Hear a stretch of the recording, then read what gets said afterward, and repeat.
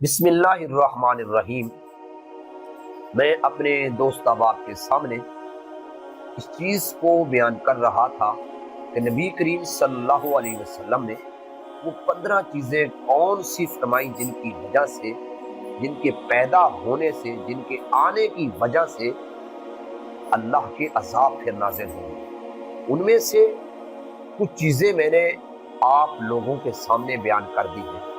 ان میں مال غنیمت تھا، امانت کو ضائع کر دینا، زکوٰۃ کو ادا نہ کرنا، ماں باپ کی نافرمانی، دوستوں سے حسن سلوک، بیوی کی فرما برداری، مساجد میں بیٹھ کر صرف دنیا کی باتیں کرنا۔ یہ سب چیزیں میں نے اپنی پہلی ویڈیوز میں ذکر کر دی ہے، ضرور سنیے اور غور و فکر کیجیے کیا ایسے حالات اب پیدا ہو گئے ہیں یا نہیں۔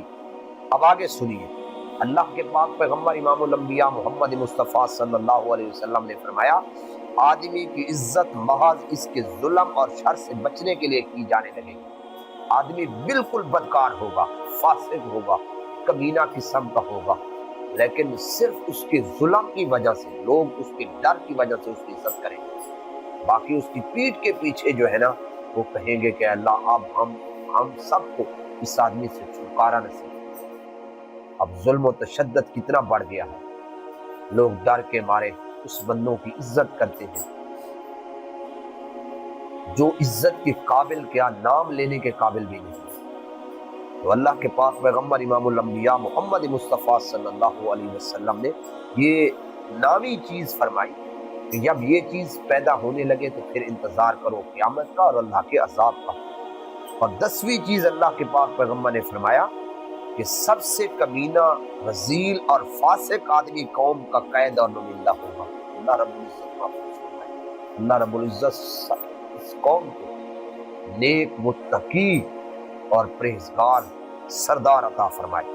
فرمایا 11ویں قسم، شراب نوشی عام ہو جائے گی۔ اب تو باقاعدہ طور پر کچھ ہوٹل ایسے ہیں جن کو اجازت بھی مل گئی ہے کہ وہ شراب اب بیچ سکتے۔ یہ مملکت خدا داد ہے جس کی بنیاد لا الہ الا اللہ پر رکھی گئی ہے۔ تو اللہ کے پاک پیغمبر نے بہرحال فرمایا کہ شراب نوشی عام ہو جائے گی۔ ایک روایت میں ہے کہ دین کی باتوں میں سب سے پہلے برتن کی طرح جس چیز کو الٹ دیا جائے گا وہ شراب ہے۔ صحابہ اکرام رضوان اللہ تعالی علیہ مجمعین نے پوچھا یا رسول اللہ یہ کیسے ہوگا؟ تو آپ صلی اللہ علیہ وسلم نے فرمایا کوئی نام رکھ کر اس کو حلال کریں گے، یعنی اس کا نام تبدیل کر دیں گے۔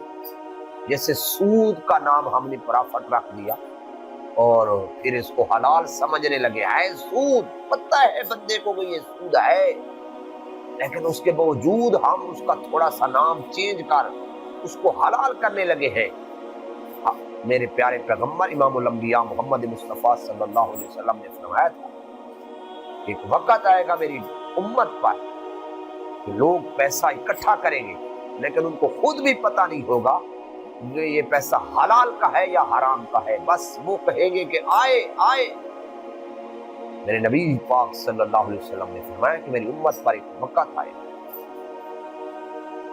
یہ ایسا ہوگا اور ایسا ہو رہا، آنکھوں سے دیکھ رہے ہیں۔ بہرحال اللہ کے پاک پیغمبر نے فرمایا جب شراب نوشی عام ہو جائے گی۔ ایک روایت میں ہے کہ حضرت حذیفہ رضی اللہ تعالی عنہ نبی کریم صلی اللہ علیہ وسلم کا ارشاد فرماتے ہیں میں نے اللہ کے پاک پیغمبر کو ایک خطبے میں یہ فرماتے ہوئے سنا کہ شراب خوری تمام گناہوں کا مجموعہ ہے، عورتیں مردوں کو پھنسانے کے لیے شیطان کا بہترین جال میں، اور دنیا کی محبت تمام گناہوں کی جڑ ہے۔ اس حدیث کا ایک جملہ قابل غور ہے، شراب کی حرمت صحیح احادیث سے روز روشن کی طرح واضح ہے، جیسے اس حدیث شریف سے واضح ہوگا کہ اللہ کے پاک پیغمبر امام الانبیاء محمد مصطفیٰ صلی اللہ علیہ وسلم نے فرمایا شراب اور نشے سے تعلق رکھنے والے 10 قسم کے آدمیوں پر اللہ کے پاک پیغمبر نے لعنت فرمائی۔ شراب کے تیار کرنے والے، تیار کروانے والے، بیچنے والے، پلانے والے، پینے والے، اٹھا کر لے جانے والے، منگوانے والے، خریدنے والے، مفت دینے والے اور قیمت لینے والے پر یہ دیکھو آپ صلی اللہ علیہ وسلم اس میں کیا ارشاد فرما رہے ہیں، کتنے بندوں پر لعنت فرمائی، 10 آدمیوں پر لعنت فرمائی، بیچنے والا، تیار کرنے والا، پینے والا، پلانے والا، مفت دینے والا، قیمت لینے والا، سب پر اللہ کی لعنت ہے۔ ایک روایت میں ہے کہ آپ صلی اللہ علیہ وسلم کا ارشاد اس طرح نقل کیا گیا ہے، جو اللہ پر اور آخرت کے دن پر ایمان رکھتا ہو اسے چاہیے کہ اس دسترخوان پر مت بیٹھے جس پر شراب کا دور چل رہا ہو۔ شراب کے نقصانات بھی بہت زیادہ ہیں، یہ نقصانات میں اگلی ویڈیو میں بیان کروں گا۔